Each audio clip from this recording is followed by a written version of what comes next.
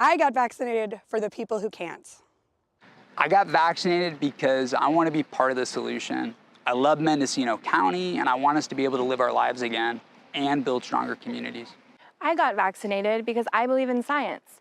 I want to protect my community, my patients, and my family. I want to do my part for others, for children who should be in school, for frontline workers who we so depend on, and for the millions of people worldwide who lost their lives to COVID this last year.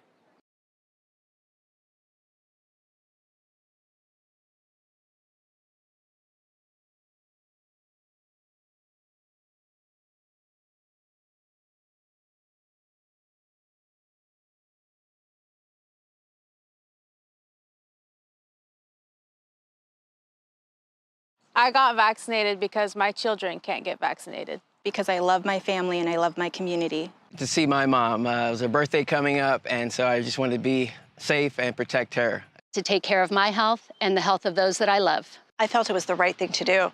My parents are in their 90s. My husband teaches children. I'm active in my community. Not only to protect myself, but for my ohana too. Because it's the only way to stop the spread of coronavirus. So please get vaccinated.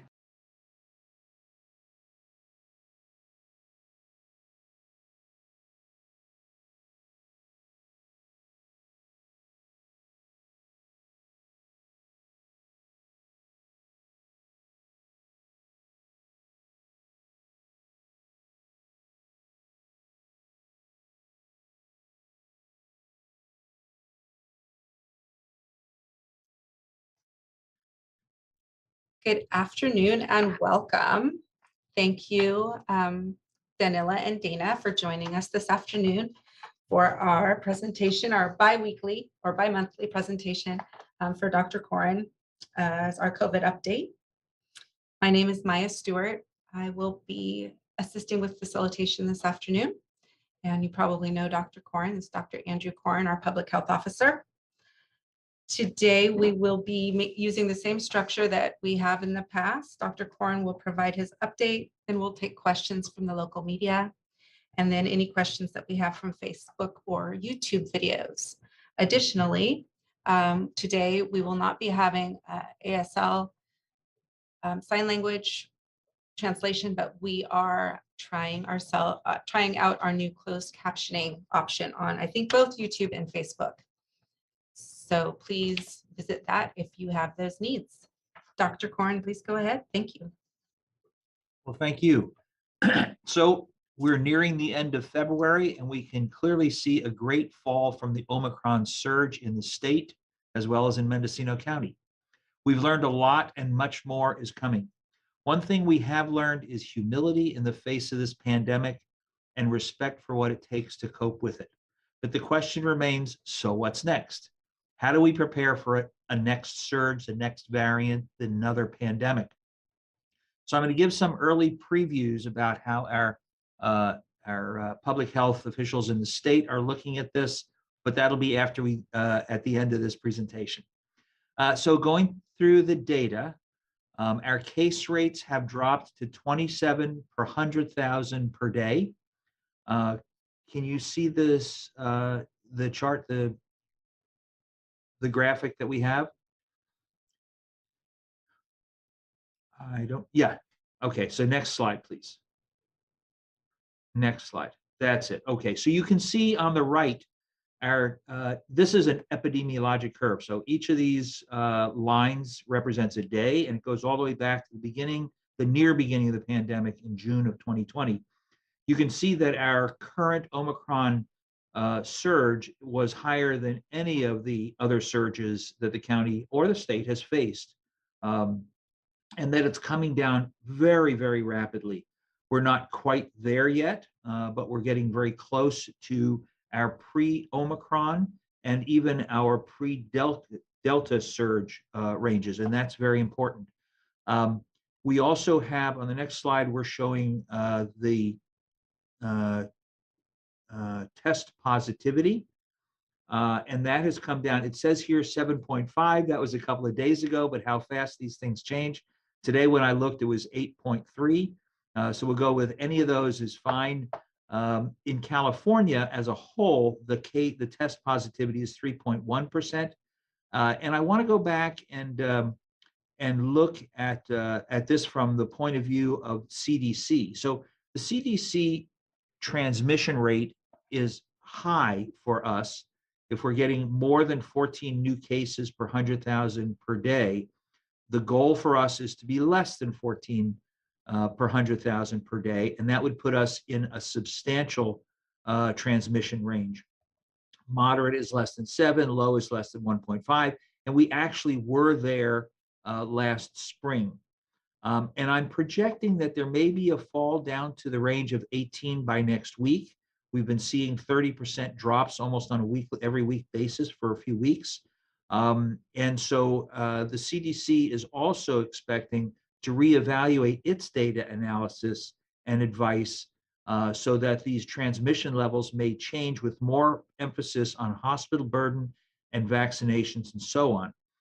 Also, I just wanted to point out, and I did last time, that our dashboard for Mendocino County will be changing. We want to bring it much more in concert with what the CDC and the CDPH are reporting, and we're doing a quality review of all these numbers and how we put them into our dashboard. So look for those changes over the next. It'll probably be in March that we, or the end of March, that we'll approve it and put it up starting in April. The next slide should show our hospitalizations in ICU. So our hospitalizations are also decreasing, as you can see again on the far right. In red shows the hospitalizations, and the blue shows ICU. And I want to point out that even though we've come down quite a bit, our hospitalizations are not quite as low as they were before Omicron, and the ICU admissions are still not as low as they were before Omicron, before Delta, and so they still remain high. And that is one of the reasons why we've maintained our universal masking here in Mendocino County compared to the rest of the state, with the exception of LA County and I think Santa Clara, which may have changed. I heard on the grapevine may have changed their recommendations also. But we have, as of yesterday, 10 Mendocino County residents hospitalized in the county for COVID. And I want to make a distinction that there has been question, are these all COVID admissions or are they just incidental findings? There are 2 more in the hospital that incidentally have COVID. Those are not counted in this. We also have 2 hospitalized from Mendocino County for COVID out of town. And we are now caring in our hospital for 5 people who have COVID from out of county. Then when we look at available staffed beds, as of last night, we had 1 ICU bed, which is 6% of what's available or should be available in the county. And we only had 4 med-surg beds, and that has been down for the last 24 hours, but we hope it's going to be improving. And the hospitals believe it's improving, so they're allowing more surgeries to be done. They had that restricted quite a bit in the last few months. So again, it's this slide. If you can see the numbers in red and the numbers in blue are the principal reasons why we've continued the universal masking order in Mendocino County. But that's going to be reevaluated next week, and then also at least by March 15th. And I can't tell you yet whether I'm going to drop it next week or the week after. We'll see. But it looks, if things continue, that we'll be taking down that order in the next few weeks. The deaths have been rising. That is expected. There's a new total of 123 confirmed COVID-caused deaths. There questions have been raised whether we count incidental people who died, but COVID wasn't really the cause of their death, and so they were incidentally COVID positive. And there was 1 person who passed away that was expected for other reasons and tested positive for COVID. We took that out of these numbers as we try and as making the numbers as clear and as representative as possible. So these are good numbers. In the county, we're sheltering only 1 person now. That's quite a bit decreased. And as far as outbreaks go, there have been 3 recently in the county. I just met with the jail people today, and that outbreak has ended. It's over. They have not had any new positives from within the jail over the last 2 weeks for tests. So then the questions come up around the schools, and if we could go to the next set of slides, great. So this shows the antigen tests from the Ukiah area schools, and you can see the drop down to nearly zero, to again toward the right. The orange line is staff, and the blue line are students, and these numbers have come down as we were seeing even the last couple of weeks, but now down to near zero. The next slide shows North County schools, and the axis on the left are really different. So the important thing here is just to look at the trend. Again, the numbers of students testing positive has come down to zero. We'll have a bump once in a while, but that's much lower than it was a week or even a few weeks ago. And the staff, there was 1 or 2 people who were positive in the last week. Next slide. South County, similar picture. Next slide. The coast schools, also down to nearly zero. And the next slide, I think we have one for the small.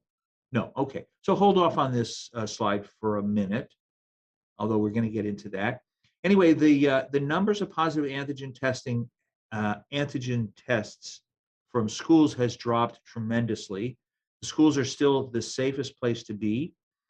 There's a lot of questions about masking in the schools, and that is being considered by the California Department of Education. And we expect some recommendations to be out on Monday when they've looked at all the data and come up with final recommendations.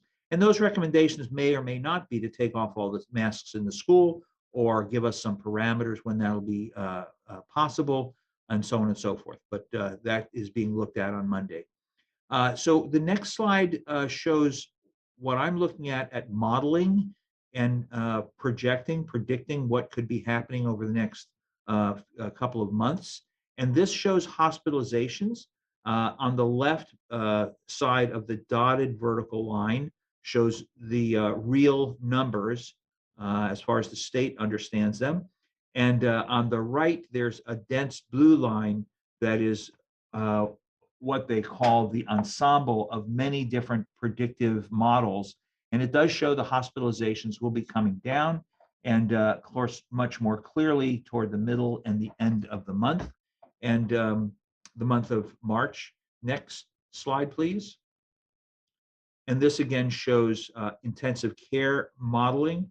And again, toward the end of May or the end of March, we'll see a significant drop in the number of ICU hospitalizations. And we're not going to wait for all that. We don't have to be at the bare minimum for us to lift the masking order, but it gives a sense of, as we emerge from this phase of the pandemic, this is what we're expecting. Now, the caveat in all this is what could happen, and we've been surprised. And I mentioned some humility before and respect for what COVID can throw at us. There are unexpected and unpredictable variants of COVID that have emerged. The original variant was BA1, and then there was BA1.1 they've come up with, BA1.2, BA1.3. But there is a new variant that you may have read about in the newspaper. It's a subvariant called BA2. And this is significantly different than the 1.1, 1.2, 1.3. It is spreading now through Northern Europe, Africa, Asia, and actually has put a footprint in, as I understand it, 50 countries in the world, and is already up to 20% of the whole genome sequences globally. In the United States is up to 4%. California, it is 1%. So we don't have a lot of it, but just like with Omicron, it could explode. It is so far seems to be somewhat more contagious than Omicron, but little is known about its virulence or its immune evasion. Remember that our population is more resistant due to the vaccination and due to natural immunity from infection. And also new is a concern that these COVID viruses can be borne by pets and non-domesticated animals, which is an issue because they become then a reservoir and a potential site of more mutations. So although we're seeing great news, and I want to get on the bandwagon and clap, I'm happy jumping up and down, but there is the unknown in the future, and so you should be aware of that. Let's go to the next slide, vaccinations. And the vaccinations have been slowing statewide as well as in Mendocino County, and this includes boosters as well. As of February 23rd, our county had administered 151,119 vaccines. That's the state and federal data. Fully vaccinated, that equates to 72.6% of our people who are eligible over 5 years old are fully vaccinated. California is ahead of us at 75.8%, and that's more than it has been in the past. We've been almost neck and neck with the state numbers up until now.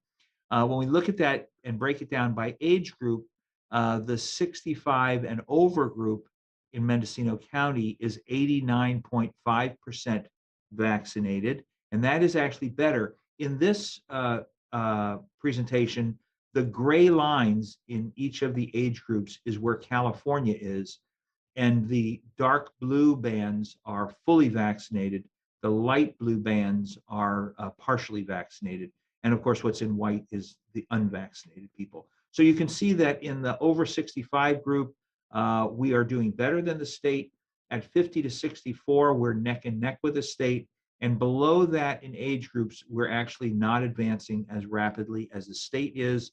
And that's a problem. When we look at it from a race and ethnicity point of view, we're ahead of the state when it comes to our Latino population, with 64.5% of the Hispanics in our community being fully vaccinated, and the Caucasians are 68.6%, which is, both of those are greater than California. But when we look at some of the other races and ethnicity, there's a lot of disparity. And so that's what brings us down below the goal. The goal for us is to have all of those races and ethnic groups over 70% vaccinated.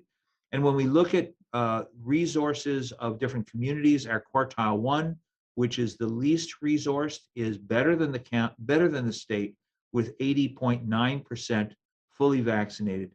Though our largest population in Mendocino County is quartile 2, and those are still very good, 70.9%, but not as good as the state, or not as good as our goal, which is to be up to 75% or more vaccinated. When we look at boosters, 50% of the residents who are fully vaccinated in Mendocino County have been boosted, and so that's excellent. And we do well with those over 65, but we're not doing as, and those over 50%, but we're not doing as well in those under, 50 years old. So 50 to 64 and over 65, our county is doing very well with booster doses, but under 50, we're behind the state, and certainly not at our equity goal to get everyone over 50, 70% of them boosted. So I want to go to more updates on the vaccinations now. I think you're probably all aware that FDA gave full approval to the Moderna vaccine for adults. It's known as Spikevax, and that is available for people down to 18 years old. The Pfizer's fully approved vaccine for adults, Comirnaty, has been approved down to 16 years old. The people from 5 to 15 years old are still under emergency use authorization for Pfizer, and boosters are recommended down to 12 years old now. Janssen is still on EUA, and CDC has stopped shipping that particular type of vaccine because of concerns about its risk and its efficacy. Although recent research has shown a little better efficacy, it doesn't compare to the full vaccination of the mRNA vaccines. Pfizer applied a couple of weeks ago for FDA EU emergency use authorization of the vaccine for the 6-month to 5-year-old children, and then withdrew their application because there were some questions lingering about the protection in children 2 to 4-year-old group. But there has been released another larger phase 3 study, and they wanted to include that in data because I think that that shows much more efficacy in that age group. Then the other update I think is important for us to talk about is regarding natural immunity or post-infection immunity. So this has been thoroughly researched, and although we do know it's very variable, some people may get the infection and not have a boost in their immunity. It does, and it doesn't last as long, we know that. But it is important, and it's important enough that the CDPH and the CDC have allowed people who've been fully vaccinated and then get a case of COVID to defer their boosters until it's required after 3 months of their infection being documented. And the documentation should be from a provider, a note, or a test result, PCR test result that shows the date, of course, and the name of the person. Also, new data shows that the best immunity is actually hybrid immunity after a person's had both the vaccines and has had an infection. So they did some research looking at this. And the advice now is vaccinate first. It is the safest because you don't have to go through the risk of being sick and in the hospital or dying. Get the vaccinations. And some who do get sick after that will be much more protected against hospitalization or worse. So we don't want people to have a COVID party after they've had their vaccinations, but we do acknowledge that there's actually better statistical protection from both full vaccination and the infection. But still, after that 3 months from the infection, we want you to get a booster dose. This is also being reflected in the orders from the state about workers from general acute care hospitals or skilled nursing facilities who've had a requirement to get boosted, and others where the requirement is to be boosted or tested. And these are waived for 3 months after a documented COVID infection. So a new recommendation has come out in the last few days also about the mRNA vaccines in the 12 to 39-year-old age group, especially in males. It can be considered to wait 8 weeks between the first and the second dose instead of 4 weeks, because this apparently reduces the risk of the myocarditis and pericarditis and may actually increase the protection with a little bit more waiting interval between those 2 doses. Remember that these cases of inflammation around the heart have always happened due to other viral illnesses and other vaccines, and that's a baseline.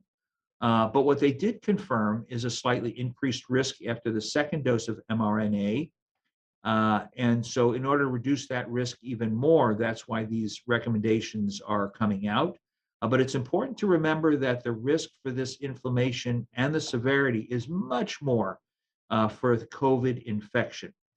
So we do want to get people vaccinated, but it might be worth considering to extend the interval to 8 weeks versus 4 weeks for the 12 to 39-year-old age group. And so people should be talking to their physicians or their providers about that. There are new vaccines in the pipeline now that have been applied for FDA emergency use authorization. There's one from Sanofi GSK and another one by Novavax. Both are protein-based. They're more traditional than the mRNA vaccines. And this is important that we have these coming along because I know the Sanofi GSK was developed with the understanding that it would not be patented, and so it would be available for the world, not just the United States and the rich countries. And the same thing for Novavax. I don't know what their patent situation is, but that was developed also for marketing outside of the United States. The next item on the agenda is treatments. There are many effective treatments to prevent hospitalizations and death. They are still scarce, but they're coming in better into our communities.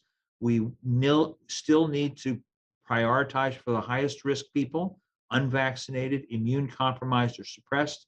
And as we did with the first vaccines, we must make these available in an ethical and equitable manner. So the providers will assess people for their risk and then make a recommendation. There are both oral treatments and injections. I won't go into the details of that, but these have all been improved and there'll be more coming available. And it puts COVID then in a realm of more of a curable disease. However, and this is important to get out to your readership, I hope, they're only really effective if started in less than 5 days. So people are going to have to recognize their symptoms, get tested or self-test, and work with their providers to get a prescription so it can be started at 5 days or less. And then the providers will need to call this into a pharmacy. Clinics and hospitals are gearing up a little bit more for outpatient infusions, injections. This takes space, time, and personnel, so it's a little bit more difficult to figure it out. But we're trying to move this COVID pandemic into a much more manageable disease state so we can identify it and treat it as usual. As far as masking orders, the Mendocino still has universal indoor masking orders, but the rates are falling. The hospital beds are opening up, and we may be able to lift this order before March 15th, but more to come on that. The state requirements for indoor masking will continue for the hospitals, nursing homes, transportation, congregate living situations, and shelters. So even when we join some of the other counties in the state and remove the universal indoor masking, there still will be the state universal masking for certain facilities that are higher risk. Masking for schools, as I mentioned up above, is pending. The announcements are expected on Monday. The vaccine or test orders from the state that related to healthcare workers, people in congregate settings, and many others, that comes into effect by March 1st, and that hasn't changed. So people who are in that category of employment should be getting their vaccines or boosters. And the other thing that has relaxed in the last couple of weeks is visitation to hospitals and skilled nursing facilities. So where it was much more had to be proven before, many more people will be able to visit their loved ones in those facilities. So what is new? What is really new is people have been asking, when do we treat this disease as endemic? And I'm going to say, just like herd immunity, there's no magic number. Endemic refers to a disease that is established. In other words, we're not likely to wipe it out, at least not soon. But the other thing is that the community can cope with it because of what we've learned and the tools we've developed. And we now know better how to identify this illness. We have lots of testing available, and how to defend ourselves and others from it. So we're not saying we're transitioning to normal. That would imply that it's time to give up the non-pharmacologic interventions like masking or distancing, and it ignores the reality of COVID. It is not gone. What we as a community are going to transition to is a more evidence-based and equity-based, humble, compassionate, and what's been called the smarter state of preparedness, and that's being defined. What has been a public health-driven emergency, after all our learning and work together, will now be a process to return to individual empowerment, less orders, more education, and more advice. So these are some of the goals that CDPH has put out for this phase. We want to continue to prevent severe illness. We want to minimize the burden on the healthcare system. We want to protect the most vulnerable through vaccination and treatment. And we want to recommend continued measures for monitoring in the state and local public health, vaccine coverage, local metrics. We're starting to do some wastewater surveillance throughout the state, and Mendocino County is looking into making that available here, and various community indicators like hospital admissions as well as cases. But cases is now not as reliable as hospital admissions and issues like that. Can we go to the next slide, please? So this is the smarter phase. and it stands for shots. We're still going to rely a lot on shots, which are the major weapon against COVID-caused hospitalization and severe illness. We're going to rely on masks, properly worn. They still provide a huge amount of filtration and slow the spread of COVID, as well as other respiratory viruses.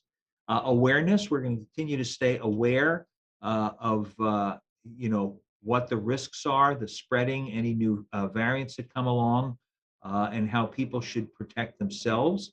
And readiness, we want to be sure that we are both locally, statewide, and so on, prepared with appropriate amounts of resources, supplies like personal protective equipment that you may remember was in scarce supply in the early days, weeks, and months of this pandemic.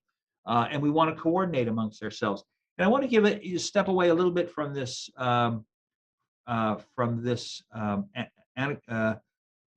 smarter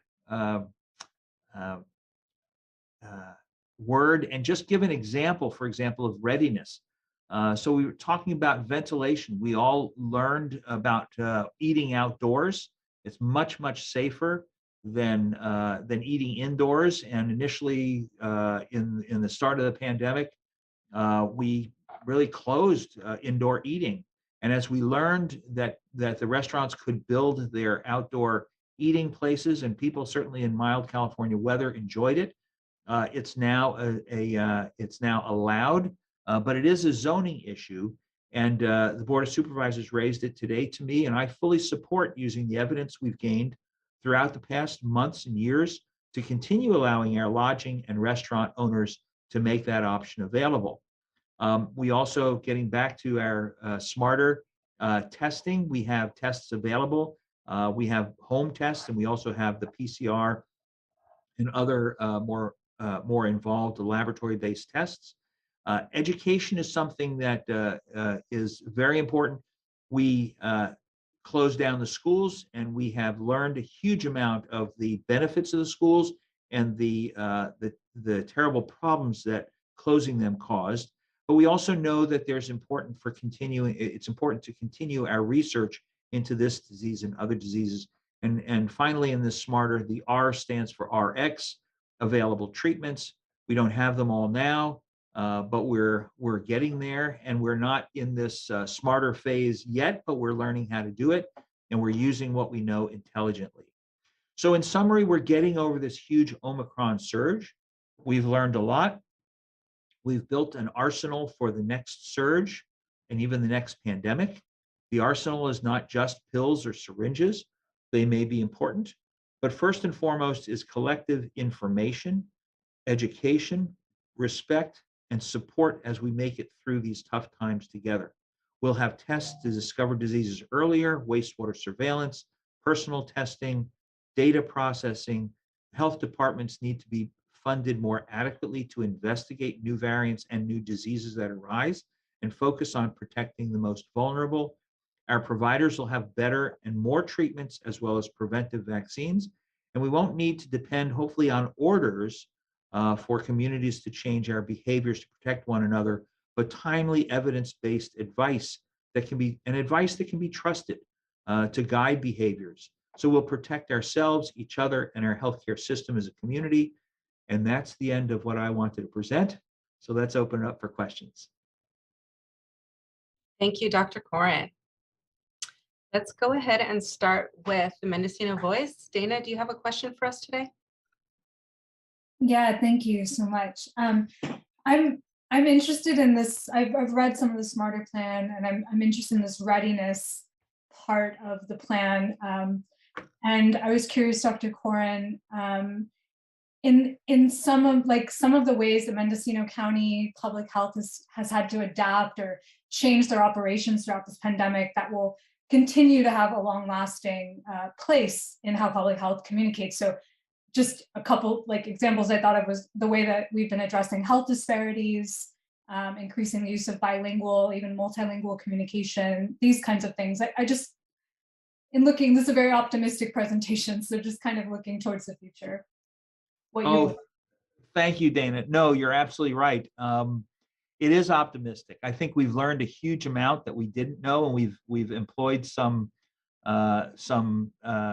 techniques and methods to get the word out. And certainly, we talk about readiness. One of the things that we have learned and we put into place more in Willits and the North County is our promotoris model, community health workers. And I think that in terms of moving forward, that's going to be a very important foundation for building public health in our community. It's not about one agency or one clinic or one person or one order. It's a way that we as public health can be in communication with the people all over the county and in their own language and in their own styles and understanding it, because we don't understand it all. We're just beginning at that point, and that's part of respecting our whole community. So the promotoris and community health workers are something we want to be as part of the readiness as part of this. It's not all things, it's people. And so, so what you're saying is absolutely right. What I'm putting out is optimistic, but I think we can move forward now. I think we all know that cutting away what we had with public health 20 years ago did not serve us well now. And so we want to rebuild that up. Public health when there's not a pandemic is kind of invisible, but it is very necessary to, for us to be aware of when serious illnesses or other threats affect us. And we want to have a network that we can bring to the fore. We've developed incredible relations, public health, the county, with the schools, with businesses, with the religious organizations, and so on, and among the other governmental organizations. We've had campaigns doing testing, doing vaccinations. There's a lot to be learned about that. We didn't do it all right to begin with. We did some things very good, some things we probably overdid, but we learned about that. And we want to bring all those lessons to bear in the future. And that's what I consider readiness. It's not just the things, but what we've learned. Thanks. And just one follow-up to that.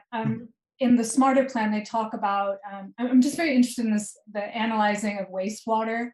And you said that Mendocino County is trying to kind of get in on it. Can you expand on that?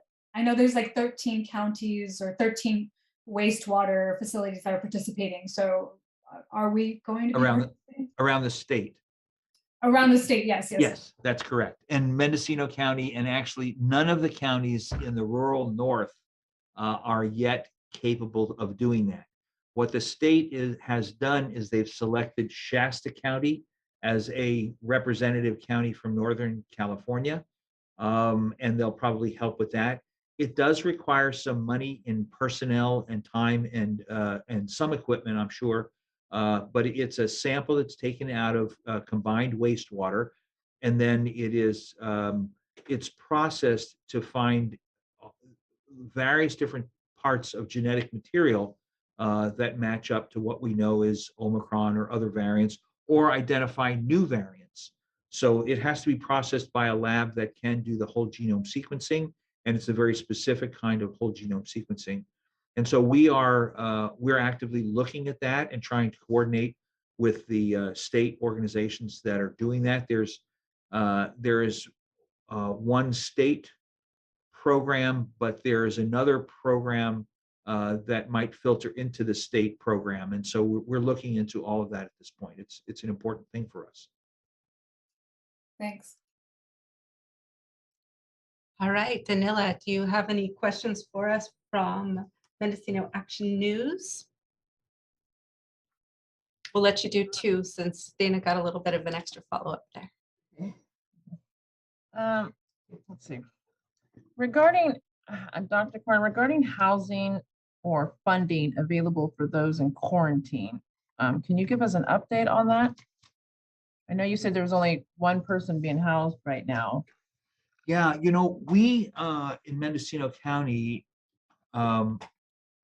did some tremendous work early on in this pandemic, not only putting people in hotels, finding them meals, and so on and so forth, make sure we're checking on them, following up, but we also opened a facility in the south of town that when it was necessary for the larger numbers of isolated and quarantined people. Remember, we had longer quarantines, there's much stronger isolation, and that need has decreased a little bit. So the facility south of town is being repaired and prepared for its need in the future.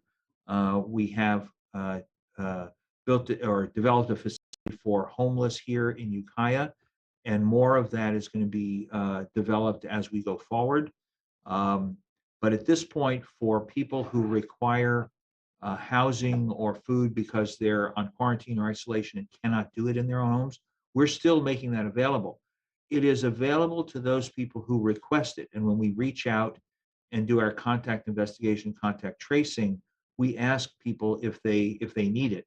But if they haven't been contacted, and I should say that our contact investigation, contact tracing is focusing on some groups, not everybody at this point, because many people were not responding to it, and it was not, it was a huge drain of personnel. We're focusing it now more where it needs to be. But if people are not in that group where they're called, they can call our call center and request some assistance with food or housing. And so we do put people into shelter, into hotels, if we need to. The call center number is 707-472-2759. I should say that in order to do that and the county be reimbursed for that, they should have a PCR test as well. But if they call our call center and they're in need, we'll walk them through what's required. Okay, that was a very thorough answer. Thank you. For my second question, let's see here. It seems like you may reevaluate the mask guideline possibly before March 15th. What would that look like? Well, I want to see what the risk is. Let me put it this way. A better way is what the stability and the availability of hospital beds in our community is. If it looks stable and we don't have rising case rates, something else happening that says, oh, we're not really prepared to go into the future without masks, we still need them, then what I would do is I would defer to the state regulations and strongly recommend still that people wear masks, especially if they're vulnerable. And of course, according to state orders, people who are not vaccinated would still be required to wear masks indoors in certain areas, and advised to wear masks in all public indoor areas. So if you're not vaccinated, we'll still want people to wear masks indoors if they're not vaccinated. Thank you. Thank you, Danila. I have a couple of comments, or rather questions, from the public. I'm going to give you two of those, Dr. Coren, and then we'll go ahead and get back to our reporters. That's good. Sounds good. So first question is about vaccines. Can we mix mRNA vaccines with vaccines such as Novavax? So Novavax, as far as I know, is not really available in the United States yet. And I believe that they're still under the application. So they haven't received an EUA yet, an emergency use authorization. And the same thing is true for the Sanofi GSK vaccine. I don't have their temporary names, but those two are not available at this point. My understanding is, with our research around the vaccines before, it was the brand didn't matter, except the difference between Johnson & Johnson and the mRNA vaccines. We tried to keep, for the primary series, and that would be the first two doses, tried to keep them within one brand, one type.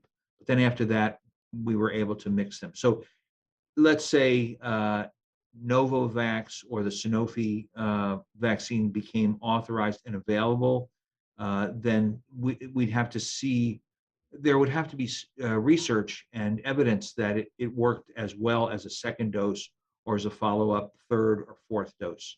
So I can't answer that realistically now.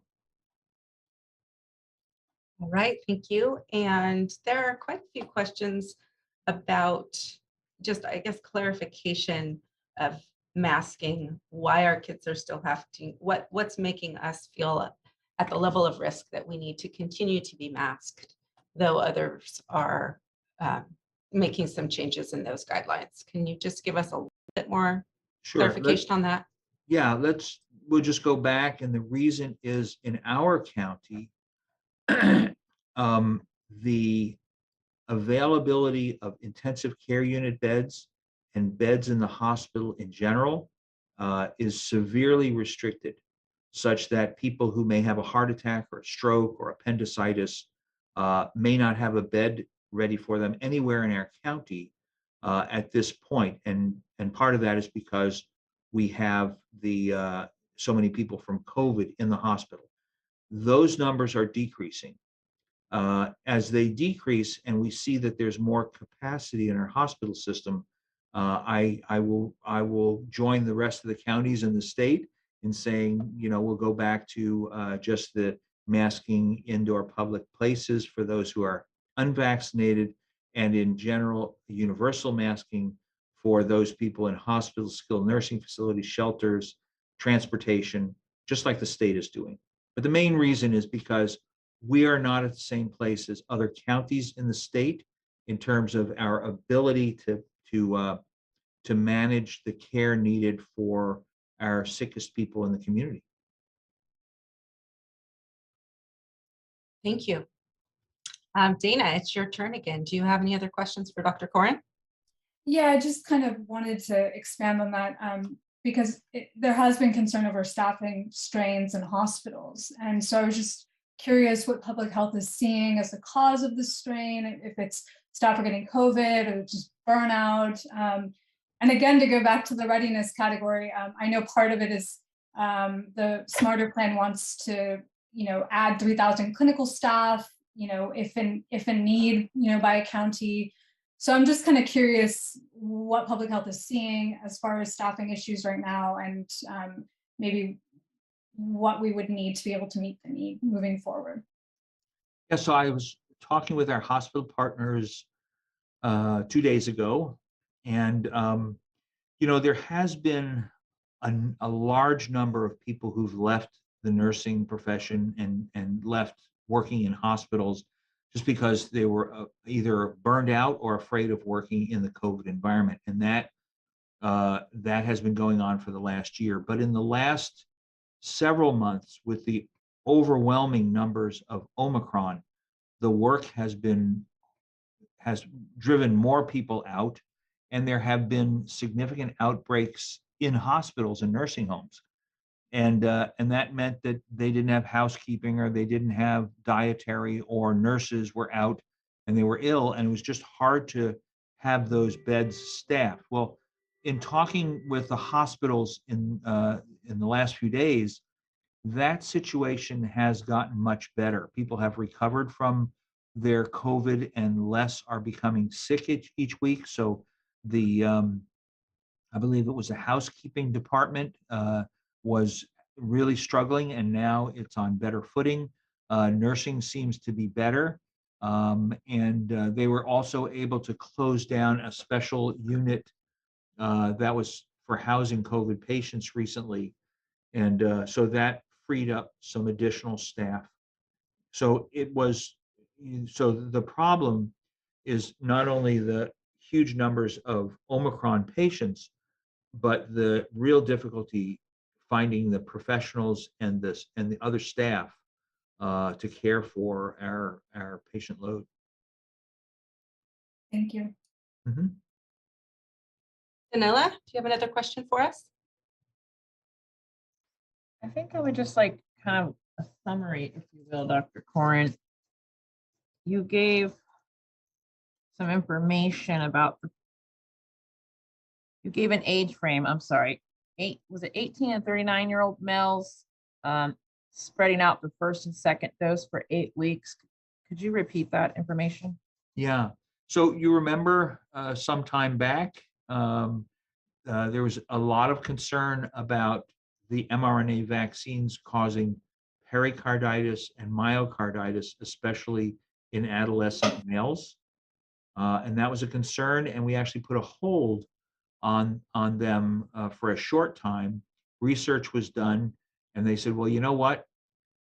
It's not significant enough to warrant taking these vaccines out of the market where they're doing so much good. So after study, they felt that it was reasonable to have them back on the market. So more study goes on, and they realized that actually if they made a small adjustment in the interval, then there was less of the pericarditis, myocarditis tended to happen more after the second shot. And so if you extended the interval out to 2 months instead of 1 month, then there was less pericarditis, myocarditis. They also found that the level of protection from delaying that second dose may have actually increased. So they always do a lot of research, and they come out and say, oh, you have to do this in a month, or in 2 months you have to repeat it, like with children's vaccines. It takes a while until that information is known, and we've been under the gun to do something, and so the 1 month interval seemed right, and it probably is right for most people. But now we're learning we need boosters, and as we live through this, the pharmacies and so on are or I should say the pharmaceutical companies are doing research and hopefully refining it. So this is really a refinement, and it's not a requirement. But I've asked our folks in public health to, when they give people in this age group their first vaccine, to offer them. We want to always offer the appointment for the second vaccine, but also explain to them they could delay it by a month. And so that's how we're trying to respond. It's an advice to consider delaying it. Does that make sense now? Yes, and the age was correct, 18 to 39, was it? No, it's 12. Oh. 12 to 39. Let me just 12 to 39. Okay, thank you for that. Okay, we have a couple of more questions from the public. Sure. What is the first question is, for next school year, are there any indications about whether or not it will be mandatory for children to be vaccinated to attend school? This is for next year.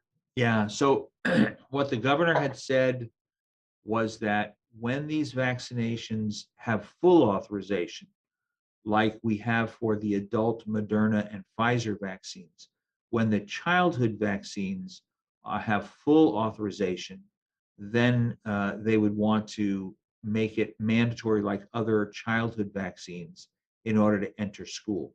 They wouldn't do that until they can do it by class groups, is what I understand. So high school, junior high school, and then the grammar schools would be principally the people who are 12 and under, and that would be later, presumably. So we don't have any vaccines now that are fully authorized in those age ranges. It may come in the next 3 months or 6 months, but at this point, I don't know, what their plan is. Okay, one last question. Let's see, we've got 5 minutes. Let's do one last question from the public. It's about staffing for medical practices. Do we have a shortage of medical staff? And if so, does this put an additional strain on the hospital bed availability? As far as staffing, medical staff, professional staff is in short supply and has been even before COVID. So I would say yes, it's always, there's more that can be done. I know that when we try and do our vaccines, even in the community, it's very hard for us to get the professional staff who can give the vaccines. And that is also a problem in clinics. It takes a little bit longer to give somebody a vaccine, or if it's children, multiple vaccines. And then those for example, medical assistants are not able to do other jobs, which are as important. And so, yes, we always need more. If you're looking for a job, getting a job in the healthcare field is a good thing. And we're hoping that increasing our medical staff by adding healthcare work, community health workers, will be a path to further education for people who may, first of all, who may not even know anyone in their family who's been a healthcare person. But they will have the experience, and maybe we can move some of that education and preparation into the high schools like we do with medical assistants. And so we'll increase the process of becoming a healthcare worker. So somebody may come in a situation where they never thought of themselves as a nurse or a doctor or something like that, but they start out as a community health worker, and they can get some of the education starting out in high school is what I hope, and then move on. We'll have classes through the, I'm hoping, again, this is hoping, through the college, and then I know that there are special education programs through UCSF, and we hope to merge with all that. But yes, we're still short of healthcare personnel, from those who are passing trays, cleaning rooms, all the way up to physicians and specialists. We need all those people that we can. All right. Well, on that note, I think we will say, let's see, does Danila or Dana, do either of you have a burning last question?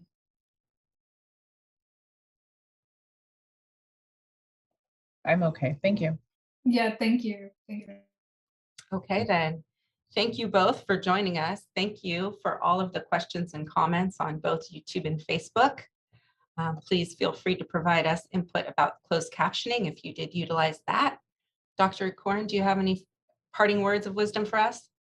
Well, I would just say we should all rejoice that our activities have seen us turn the corner as far as this Omicron surge, but we are not there yet.